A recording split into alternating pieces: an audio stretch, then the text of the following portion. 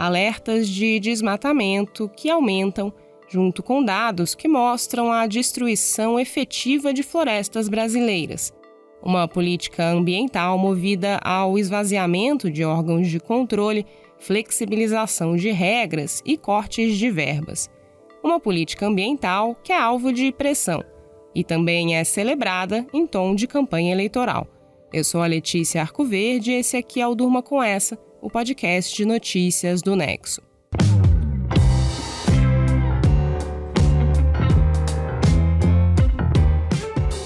Olá, eu sou a Aline Pellegrini e estou aqui com a Letícia para apresentar esse podcast que vai ao ar de segunda a sexta, no fim da tarde e início da noite, sempre com notícias que podem continuar a ecoar por aí.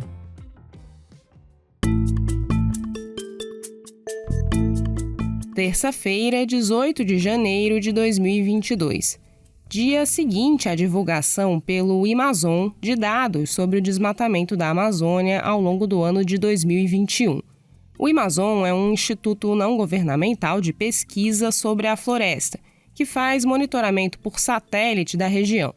Os números divulgados na segunda-feira indicam que o desmatamento na Amazônia entre janeiro e dezembro do ano passado pode ter aumentado 29% na comparação com o mesmo período em 2020. A área de desmate identificada pelo Instituto equivale à metade do estado de Sergipe e é a maior desde 2012. Esse monitoramento do Imazon é de um programa chamado Sistema de Alerta de Desmatamento. Ele é conduzido em paralelo ao feito oficialmente pelo governo brasileiro, por meio do INPE, o Instituto Nacional de Pesquisas Espaciais. Aqui vale a gente fazer uma diferenciação. Como o nome diz, os dados do Imazon são parte de um sistema que busca fazer alertas sobre o desmatamento. O INPE também tem um sistema parecido, chamado DETER. Esses sistemas são menos precisos do que o dado consolidado divulgado todos os anos pelo programa PRODES, do INPE, que usa outro método e pega um período que engloba 2 anos diferentes. Divulgado em novembro do ano passado, esse consolidado mostrou que a devastação na Amazônia entre agosto de 2020 e julho de 2021 foi a maior desde 2006. Esses números do PRODES são considerados mais precisos para fazer um retrato fiel da destruição na floresta num determinado período. Mas os dados de monitoramento por satélite, como os do Imazon e os do DETER, que são divulgados mensalmente, costumam ter outra função mais imediata. A ideia é que os alertas ajudem órgãos de controle a vigiar a floresta e identificar áreas de possível devastação ilegal para que esses locais sejam alvo de operações de fiscalização e autuados, quando necessário. O Imazon faz também um cruzamento de dados de satélite com um cadastro do Serviço Florestal Brasileiro. Segundo os dados mais recentes, quase metade dos alertas de desmatamento de 2021 aconteceram em florestas públicas federais. Houve aumento também em florestas públicas estaduais. Uma notícia boa é que em dezembro os alertas de desmatamento caíram, o que indica a redução da destruição no mês. Mas o Imazon ainda assim diz que os dados do ano são, abre aspas, extremamente graves diante das consequências da destruição, fecha aspas. Eles citam como consequências a alteração do regime de chuvas, a perda da biodiversidade, a ameaça à sobrevivência de povos e comunidades tradicionais e a intensificação do aquecimento global.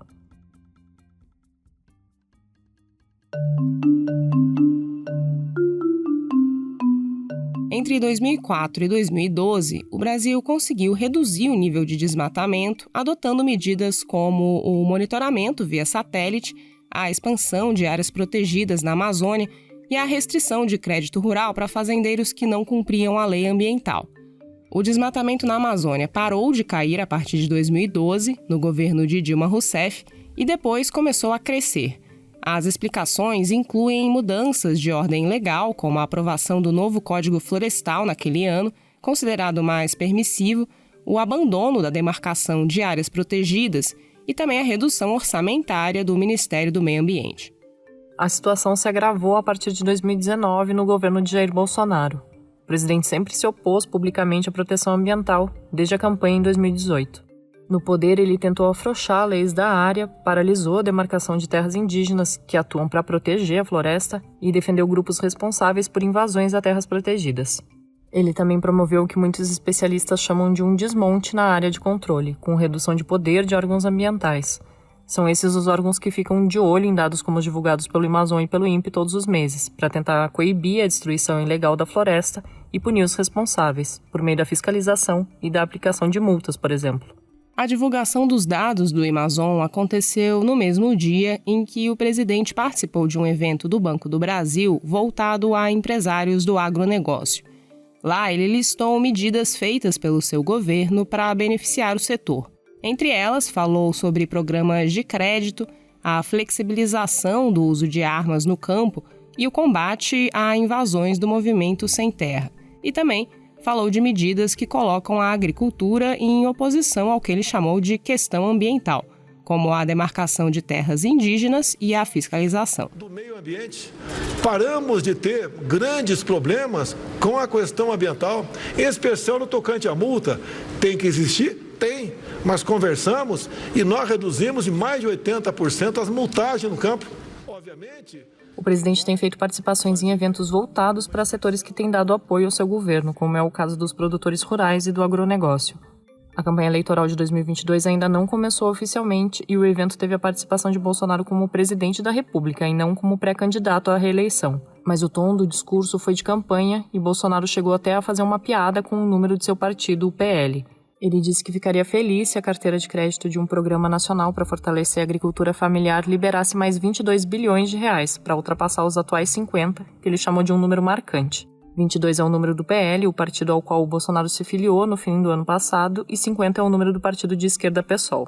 Sobre as multas ambientais, ele deu uma certa exagerada ao citar uma redução de 80%, mas a queda foi significativa. Um levantamento do jornal Estado de São Paulo mostrou que em 2019, 2020 e até setembro de 2021, o número de multas ambientais aplicadas pelo IBAMA no Brasil todo caiu praticamente pela metade na comparação com anos entre 2000 e 2010. Em estados da Amazônia Legal, a queda nas infrações autuadas pelo IBAMA também foi de cerca de 50%. Essas quedas acontecem em meio ao fechamento de unidades do IBAMA, a não renovação do quadro de fiscais e a mudança de normas para reduzir a aplicação de multas e aumentar o perdão das penalidades. Ao mesmo tempo, tramitam no Congresso tentativas de flexibilizar e reduzir regras ambientais no Brasil, com apoio do governo e da bancada ruralista.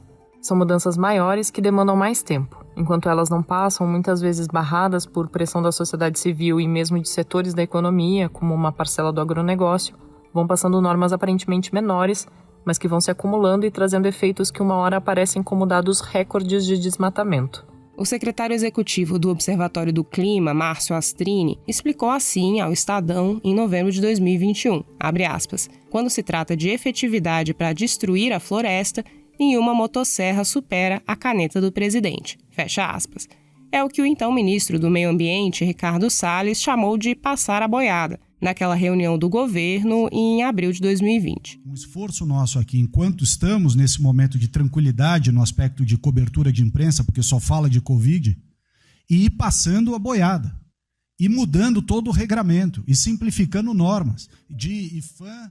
Salles deixou o governo em junho de 2021, quando se tornou alvo de 2 investigações criminais, ligadas às suspeitas de exploração ilegal de madeiras. Mas mesmo fora do governo foi lembrado pelo presidente Jair Bolsonaro nessa segunda-feira, quando ele falava a empresários do agro.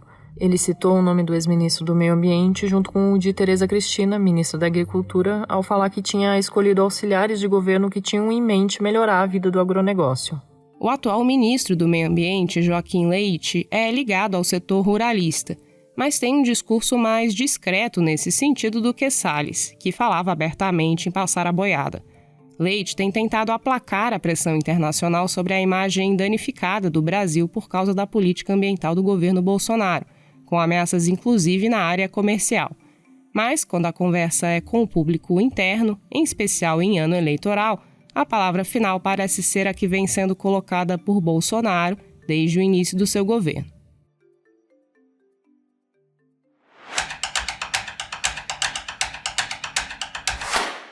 O aumento nas infecções pelo coronavírus, impulsionado pela variante Ômicron, tem afetado a atividade econômica pelo mundo.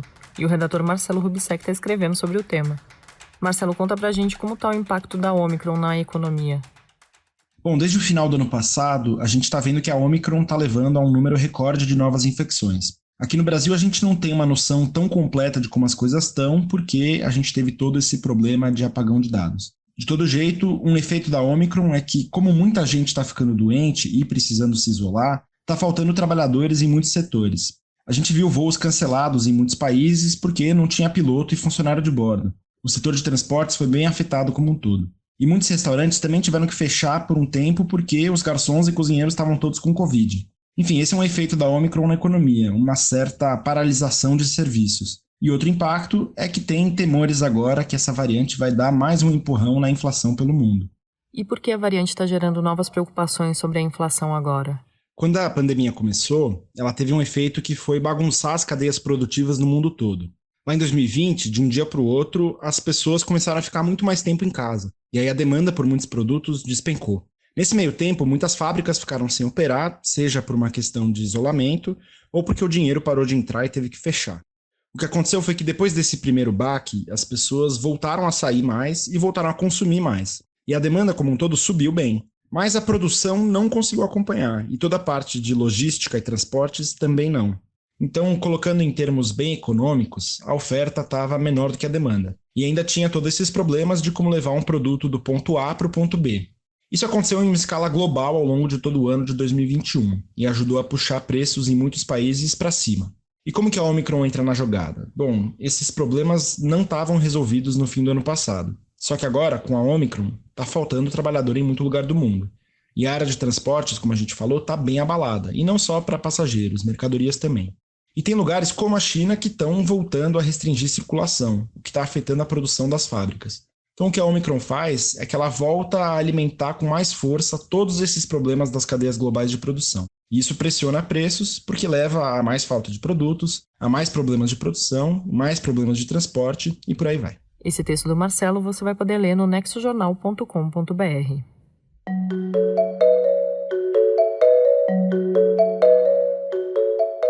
O exercício militar da Rússia, num país do leste europeu, é o capítulo mais recente da escalada militar na região. Quem conta mais é o repórter especial João Paulo Charlot. Olá, ouvinte, olá, amigos do Durma com essa. A Rússia começou a desembarcar hoje, terça-feira, militares e uma porção de material bélico num país vizinho chamado Belarus. Você já deve ter ouvido falar desse país, talvez até com outro nome, Bielorrússia. É o mesmo lugar em que no ano passado o governo local, liderado pelo presidente Alexander Lukashenko, reprimiu opositores que começaram a questionar a permanência dele no poder. Detalhe, o Lukashenko é o presidente da Belarus há 28 anos. Ele é o único presidente que o país conheceu desde que passou a existir de forma independente após o fim da União Soviética em 1991. Acontece que o Lukashenko é um aliado de primeira hora do presidente da Rússia, o Vladimir Putin, e juntos os dois começaram os preparativos para realizar grandes exercícios militares conjuntos. Essa frente aberta por Putin na Belarus vem se somar a uma outra que começou a ferver em novembro do ano passado, quando Moscou mandou 100 mil militares para a fronteira com a Ucrânia. A movimentação provocou alarde porque em 2014 o Putin tinha anexado uma parte da Ucrânia chamada Crimeia e desde então manda dinheiro, armas e munições para rebeldes separatistas na região ucraniana do Donbass, na fronteira com a Rússia. Se você olhar no mapa, consegue entender melhor os motivos de Putin para colocar essa pressão militar sobre a Ucrânia, passando pela vizinha Belarus. Os dois países estão entre os poucos na fronteira oeste da Rússia que não foram incorporados à OTAN, essa grande aliança militar formada por europeus e americanos no pós-guerra, chupou para dentro de sua órbita de influência a Estônia, a Letônia e a Lituânia, países que a Rússia sempre considerou como seu quintal. O temor de Putin é que o mesmo ocorra com a Belarus e a Ucrânia, pois isso colocaria a OTAN grudada no mapa da Rússia sem qualquer anteparo geográfico de contenção. A ameaça de militarizar a disputa talvez não seja a saída mais prudente para o impasse. Mas por hora parece ser essa a principal estratégia na caixa de ferramentas da Rússia de Putin.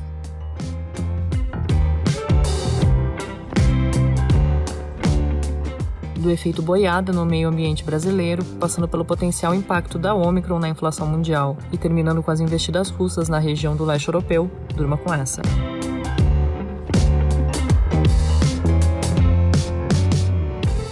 roteiro de Letícia Arcoverde, produção de Aline Pellegrini, participações de Marcelo Rubissec e João Paulo Charlot e edição de áudio de Roberto Soares, fica aqui mais um Durma com Essa. Até amanhã.